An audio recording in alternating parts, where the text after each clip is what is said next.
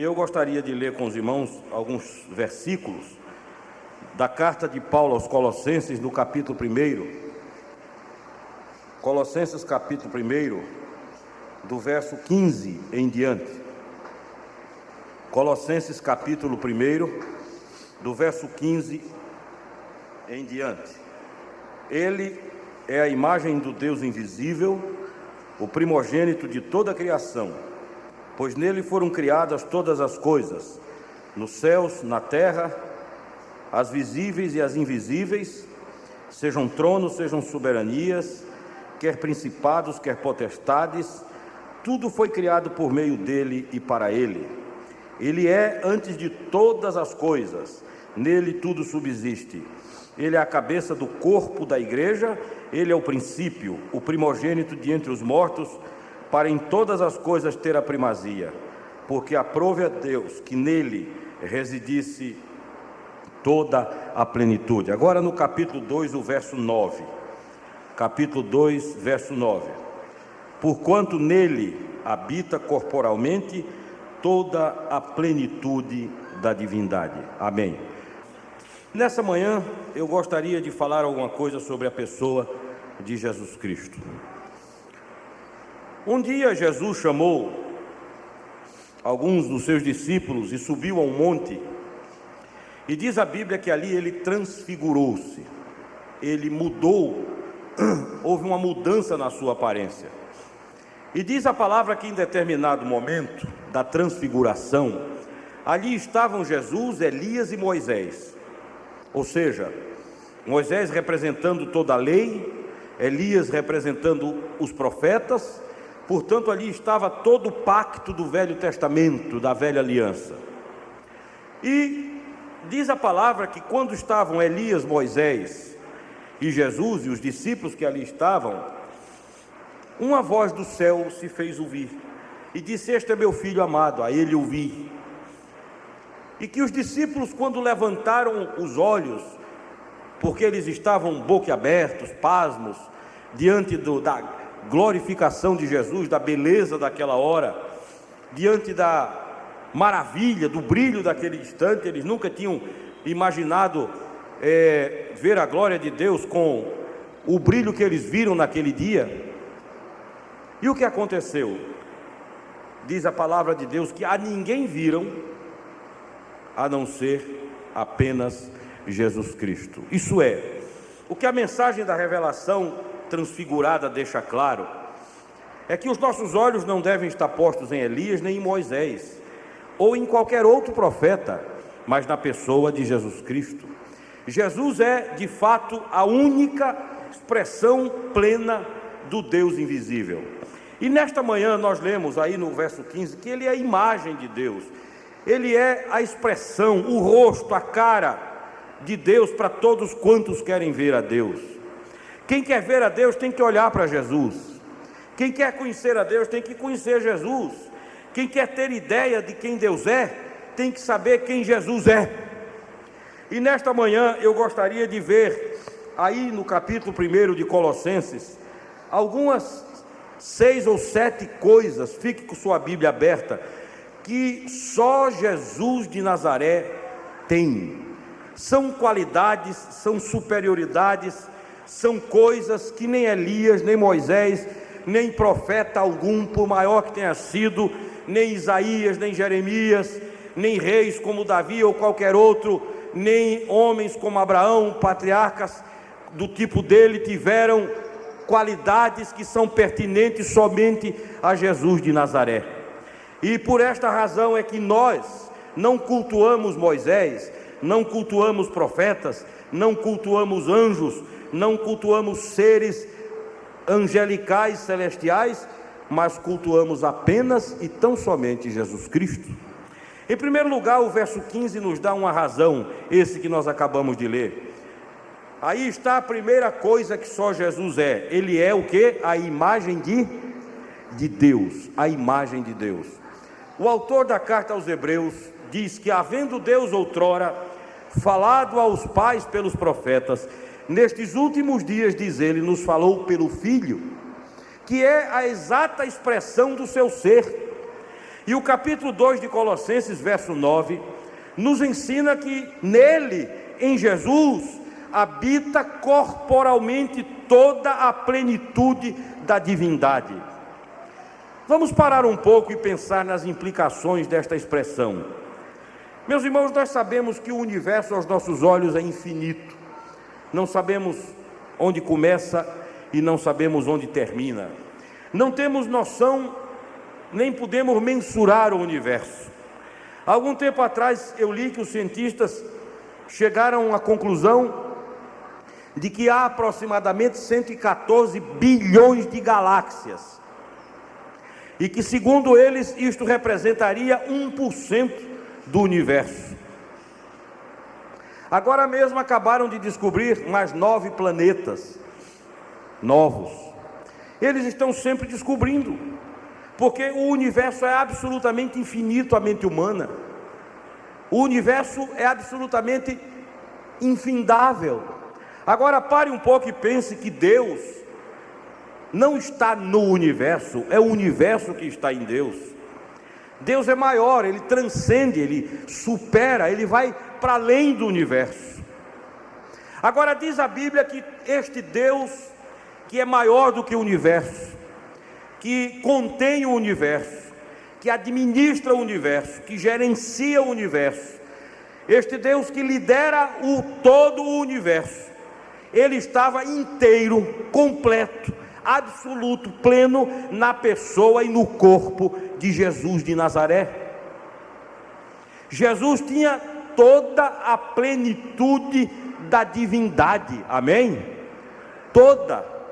Aquele jovem que morreu aos 33 anos e que andou pela Palestina curando, diz o evangelista Marcos que ele andou fazendo bem, ele levava no seu corpo toda a plenitude da divindade. Isso é, ele levava alguém que transcende o universo, que é maior do que o universo, que está para além do universo. E a segunda pergunta é: como é que podia Deus caber no corpo de Jesus de Nazaré? Como é que esse Deus infinito, que é maior do que todo o universo, coube, se alojou no corpo de Jesus Cristo, que não deveria ser alto, ao contrário, deveria ser baixo, como a média dos judeus o é? Ele era mais um, fisicamente, no meio da multidão. Ele era absolutamente igual aos outros. Jesus não era aquela coisa óbvia, que todo mundo olhava no meio de 10 mil pessoas e dizia: lá está ele. Não, ele era tão igual aos outros que a Bíblia nos ensina que para ser preso em Getsêmani, Judas precisou dar uma senha, porque senão eles iam pegar o homem errado. Se Jesus fosse tão óbvio, tão diferente, não precisava dar senha, mas Judas disse: aquele a quem eu beijar, é esse, prendei-o. Pois bem, como é que pode Deus caber em Jesus? Por uma razão de entendimento errado nosso, é que nós pensamos que não. É que na verdade, Deus estava em Cristo não em forma quantificada, mas qualificada. O que estava em Jesus de Nazaré não era um Deus quantificado, porque Deus é Espírito. A Bíblia diz que Ele é Espírito, e não se mede, não se pesa. Você não pode botar um espírito na balança para ver quantos quilos ele tem. Você não pode dizer: esse espírito tem 1,80 m de altura. Você não pode dizer: esse espírito calça 41, 42. Espírito é algo que não se mede. Espírito é algo que não se mensura. E quando a Bíblia diz que Deus estava em Cristo, não está falando de uma presença quantitativa, de tamanho, de volume, de massa, mas qualitativa. Isso é toda a qualidade de Deus, toda a virtude de Deus, tudo quanto Deus estava na pessoa de Jesus Cristo. Por isso Ele é a imagem de Deus, amém? É por isso que a nossa comunhão com Deus, ela não é uma comunhão de quantidade, eu tenho muita comunhão ou pouca comunhão, mas é uma comunhão de qualidade. É por isso que a Bíblia diz: perto está o Senhor daqueles que o temem. E este perto não é uma distância física, Deus está a 1 quilômetro de mim porque eu pequei. Hoje eu estou santificado, Deus está a 5 centímetros de mim. Não é essa distância, não é isso que a Bíblia quer dizer. Este perto é qualitativo, é comunhão. Quando ela diz perto está o Senhor, ela quer dizer que Deus se oferece em comunhão para aqueles que o temem. É por isso que nós entendemos que Deus coube em Jesus, não porque Deus quantidade entrou nele, mas porque Deus como qualidade, como virtude, como atributo, como essência, como ser, entrou e estava e habitava e era Jesus de Nazaré. É por isso, meus irmãos, que Deus cabe no nosso coração. Imagine você se fosse uma questão de tamanho, quando é que Deus ia morar no meu coração e no seu coração? Nunca. Não haveria espaço nunca para Deus viver em nosso coração. Entretanto, Deus habita no nosso coração, no meu e no seu, porque trata-se de uma habitação que é fruto da qualidade, da comunhão e da essência de Deus. Por isso o verso 15 diz que em primeiro lugar, Jesus é o que? A imagem de... Quem crê nisso? Diga amém. Amém. Em segundo lugar, o próprio verso 15 dá o outro atributo de Jesus. Diz o verso 15 que ele é o primogênito de toda a criação. O que é primogênito? É o primeiro, é o princípio, é o início. Toda a criação começa nele. Observe o que diz aí o verso 15. Ele é a imagem do Deus invisível, o primogênito de toda a criação. Isso significa que não há nada no universo que tenha sido criado fora de Jesus de Nazaré. Por que é que Jesus é o primogênito de toda a criação? Preste atenção. Por uma razão biblicamente interessante. Porque Jesus é o que? É o verbo de Deus. E o que é verbo? O verbo é palavra. Jesus é a palavra de Deus. E Deus criou todas as coisas pela palavra. Eu tenho dito nas aulas que dou que há uma coisa muito importante, que é o exercício da palavra. Uma vez eu vi Paulo Maluf, dizer uma coisa que, apesar de vinda de Maluf, foi muito interessante. Ele disse o seguinte: perguntaram a ele sobre dinheiro para a política, e ele, com aquele jeito dele, disse assim: mais importante do que o verbo, do que a verba, é o verbo. E o que ele estava querendo dizer é que o dinheiro era muito importante, mas que a palavra, a articulação, o falar, quem sabia falar, disse ele, quem sabe falar tem uma alavanca muito mais poderosa do que aquele que tem só a verba.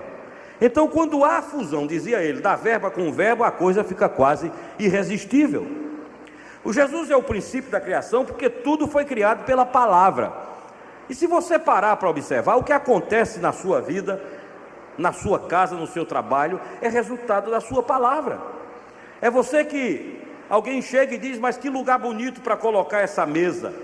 Essa mesa está colocada ali porque você abriu a boca e disse: tira a mesa daqui e ponha ali. Foi a palavra, não é? Você de repente chega com um carro bonito e alguém diz: mas que carro bonito.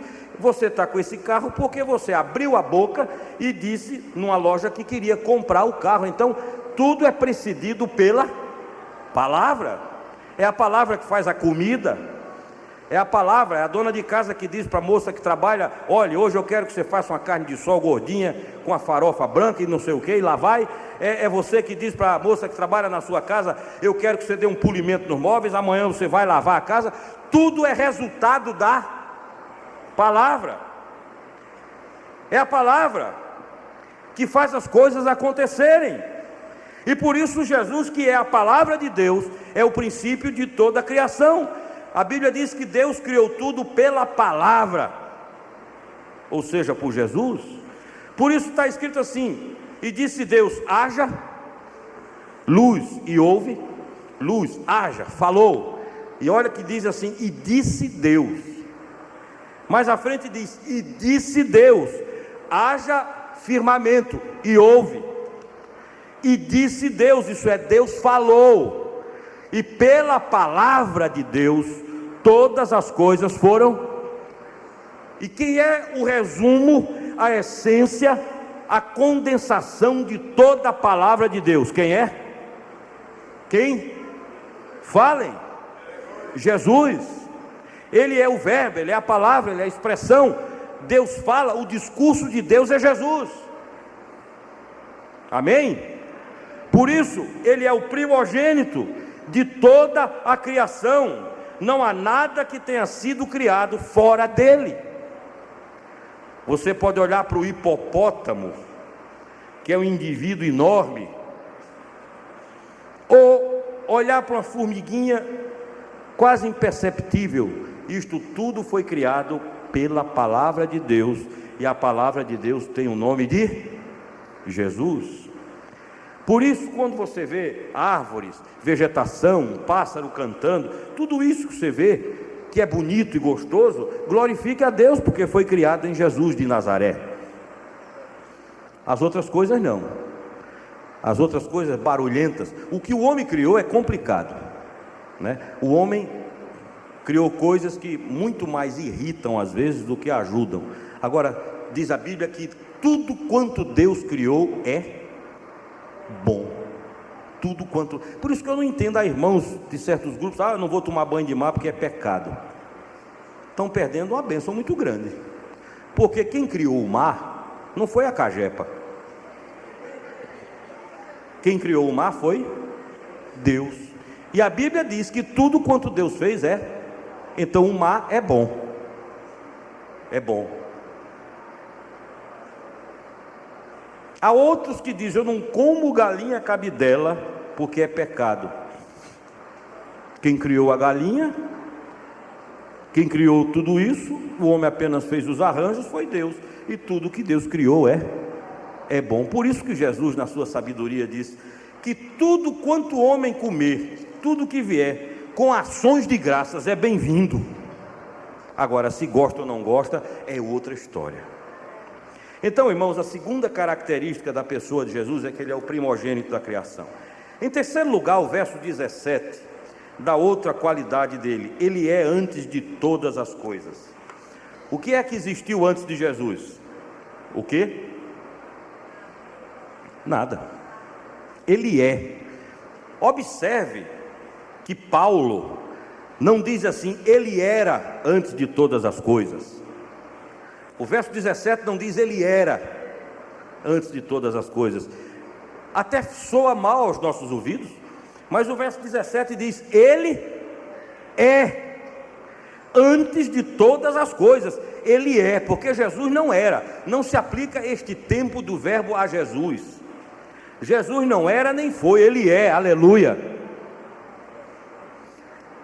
É por isso que quando aqueles dois discípulos iam caminhando na estradinha de Emaús, Jesus juntou-se a eles, e eles não sabiam que era Jesus. Aí Jesus disse: o que é que vocês estão conversando aí? Qual é o papo? E um deles olhou para Jesus e disse: será que você é o único que, vivendo em Jerusalém esses últimos 3 dias, não sabe de tudo que aconteceu? Imagine a quem eles estavam dizendo isso. Será que você é tão desligado, tão alienado, tão besta, né, que as coisas acontecem e você não está por dentro? Aí Jesus disse: que coisas? Aí um deles disse: sobre Jesus. Aí começa a desgraça, porque eles começam a contar o que aconteceu com Jesus e começam a usar o tempo passado do verbo. Aí eles dizem assim: você não viu falar de Jesus, que era o profeta, que era para ser o Messias, que deveria ter tudo para trás, tudo enterrado no passado? E Jesus olha para eles e diz: mas vocês são uns tolos. A palavra que Jesus usa é nécios, lesos, né? Vocês são desligados mesmo. Como diz Tony Campolo: vocês estão ainda na sexta-feira e eu já estou no domingo. Vocês estão na cruz e eu já saí do túmulo. Jesus é, meu irmão, ele não vai ser, ele não era. Isso é apenas uma forma literária de nós entendermos o que Deus quer dizer. Mas na verdade, Jesus de Nazaré é.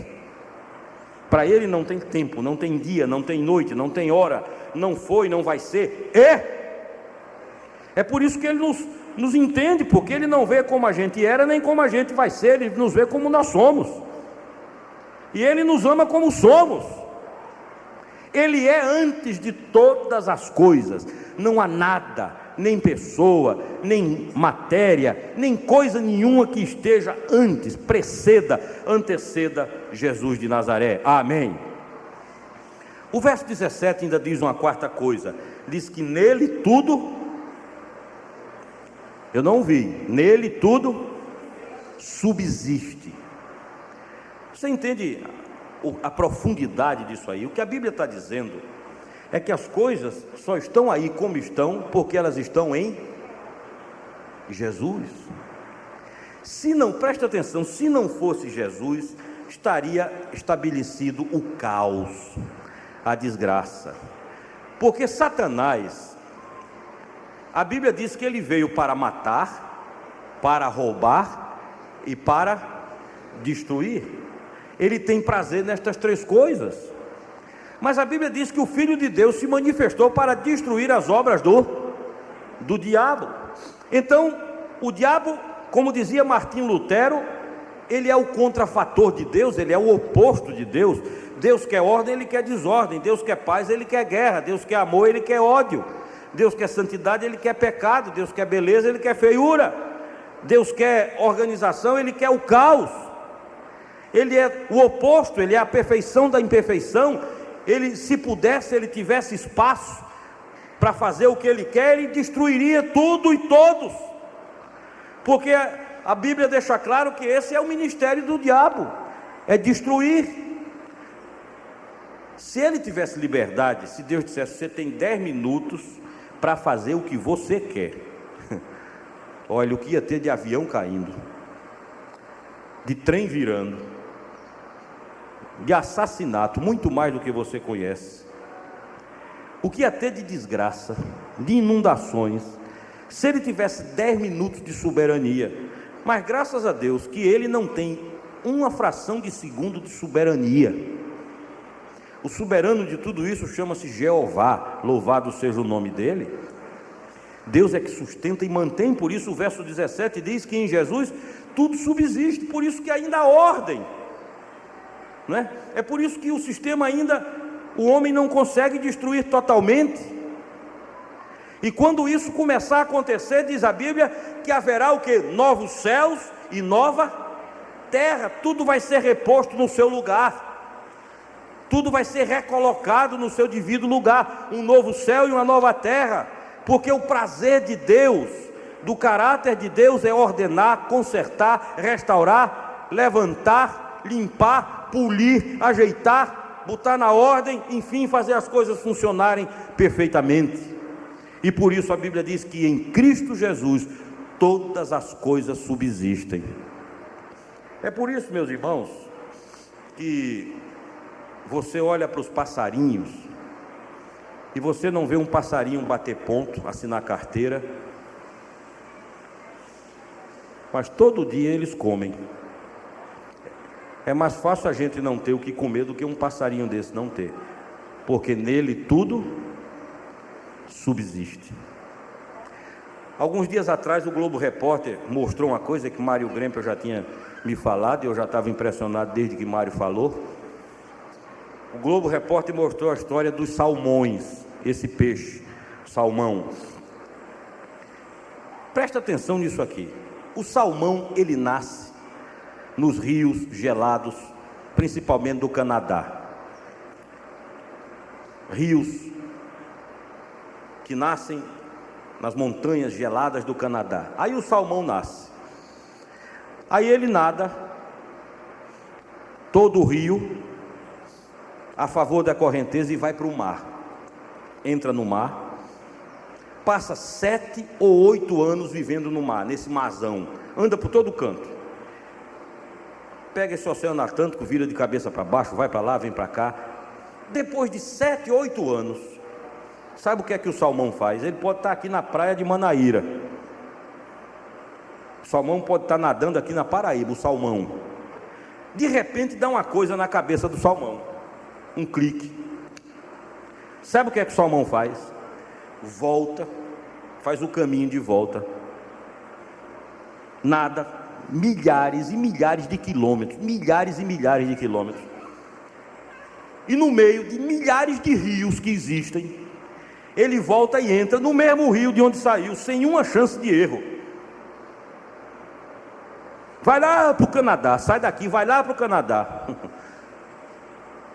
Aí tem 500 rios, ele entra exatamente no rio de onde ele saiu. Aí começa a nadar contra a correnteza, vai subindo o rio. Aí ele sobe o rio até o lugar onde ele nasceu. E quando ele chega no lugar onde ele nasceu, uma fêmea já desovou, ele fertiliza e morre exatamente ali no lugar onde ele nasceu. Como é que pode isso, irmãos? Uma vez eu e alguns amigos, a gente inventou de dar um passeio de jangada.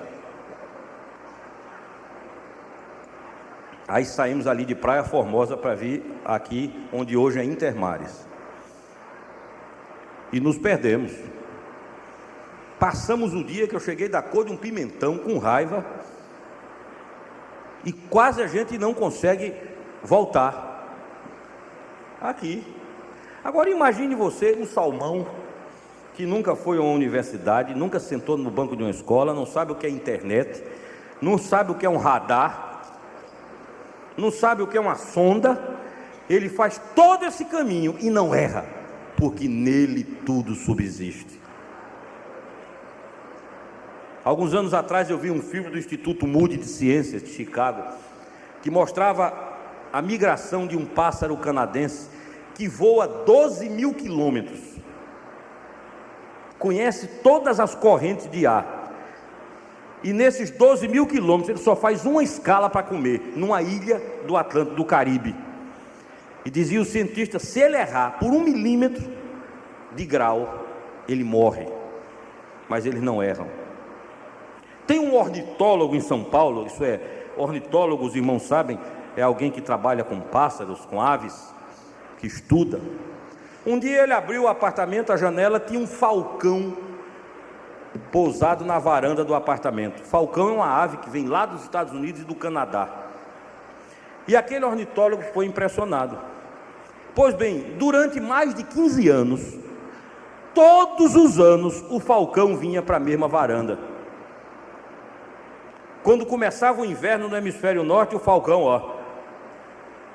Agora, falcão estudou rota? Falcão conhece mapa? Se pegarem eu ou você e botarem dentro da cidade de São Paulo, derem o endereço, é possível que a gente gaste 2 ou 3 dias para achar, e ainda gastando dinheiro e pedindo informação. Pois esse falcão voava do Canadá, e no meio de toda a selva de pedra de São Paulo, ele nunca pousou no outro prédio.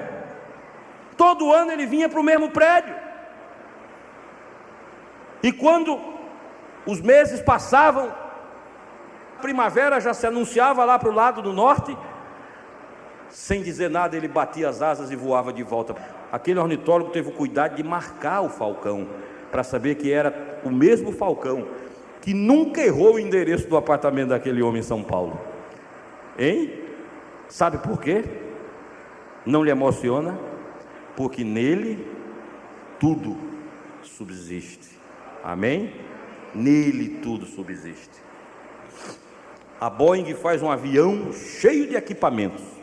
Tem avião aí que a gente vai voar e se você está a bordo de uma aeronave com 64 computadores, é capaz de errar a rota, sair do rumo, mas o falcão não erra. O beija-flor mexicano que migra 3 mil quilômetros, um beija-flor deste tamanho, enfrenta ventanias que avião foge, e não erra, porque nele tudo subsiste. É por isso que eu e você vamos chegar no céu, glória a Jesus por isso, porque não depende do nosso comando,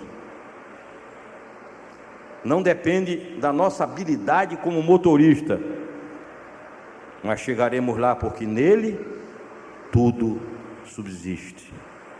É por isso, meu irmão, que você pode ter raiva, ficar brabo, reclamar da vida, mas a maioria desse auditório está bem gordinha. Já comeu hoje, vai comer daqui a pouco, vai jantar, se brincar, come mais umas 3 vezes entre as refeições, né? E graças a Deus por isso. Respira à vontade, porque subsistimos nele. Amém? Mas o verso 18, desculpem, o verso 18 dá outra qualidade.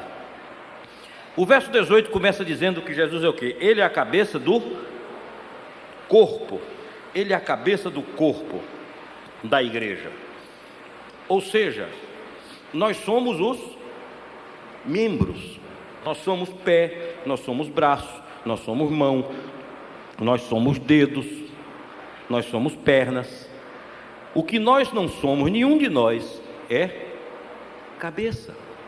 A igreja não é um corpo que tenha mais de uma cabeça. A igreja de Jesus só tem um cabeça no mundo todo. E essa igreja que está no mundo todo tem um cabeça cujo nome é Jesus. Ele é o cabeça da igreja.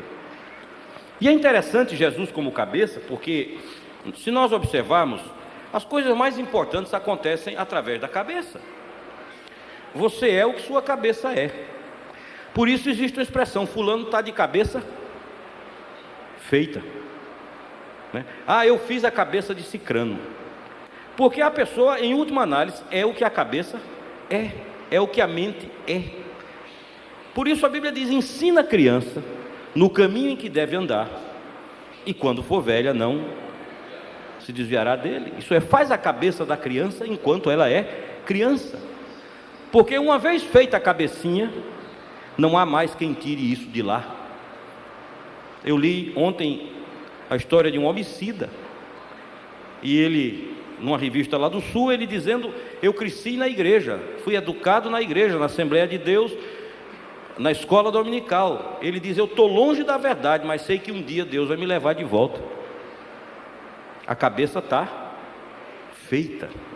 O Papa Paulo VI disse: me dê uma criança até 7 anos e eu lhe darei um católico para o resto da vida. Porque sabem a importância do que é a importância da cabeça. É por isso que a guerra que há no mundo é pela nossa cabeça. O que a Rede Globo quer é a nossa cabeça, ou seja, a nossa mente. O que a mídia quer é a nossa mente, ela quer fazer a nossa cabeça.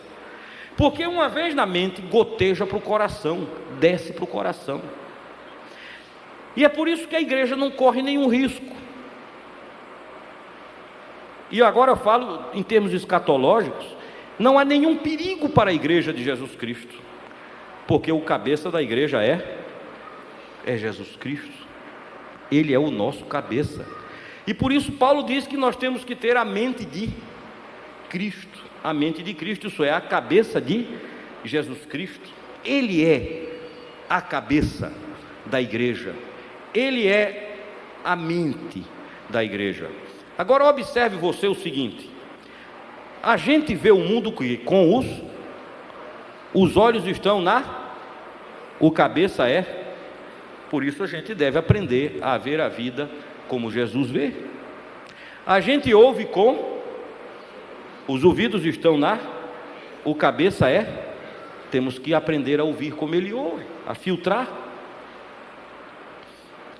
A gente fala com a boca está o cabeça é Jesus. É por isso que a vida cristã é um exercício progressivo para que cheguemos à estatura de varões perfeitos, isso é, tenhamos a mente e a cabeça de Jesus de Nazaré. E em penúltimo lugar, diz o verso 18 que ele é primogênito dentre os mortos, ele é a primícia da ressurreição.